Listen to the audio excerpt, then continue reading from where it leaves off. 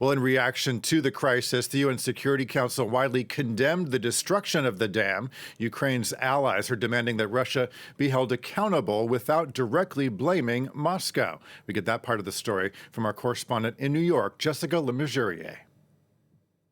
The United States is not certain who's to blame for this burst dam in Ukraine, but it would not make sense for Ukraine to have done this to its own people and territory. That's what the Deputy US Ambassador to the UN, Robert Wood, had to say at Tuesday's UN Security Council meeting. The United Nations Relief Chief, Martin Griffiths, told Council members that the UN has no independent access to actually assess how the dam was damaged. But he added that 40 settlements have already been flooded and that electricity generation's been impacted.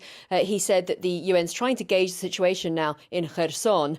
He said there's also concern about the safety of Zaporizhzhia power plant, and diplomats called on parties to ensure the safety of nuclear facilities. Well, Russia's UN ambassador Vasily Nebenzia blamed Ukraine.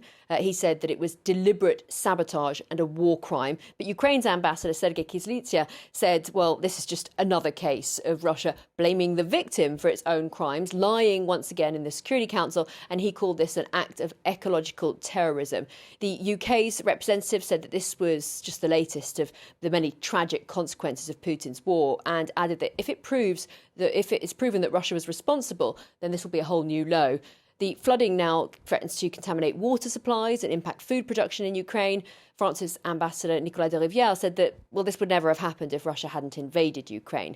Earlier on in the day, UN Secretary General Antonio Guterres said that the floodgates of suffering have already been overflowing for over a year, and that must stop.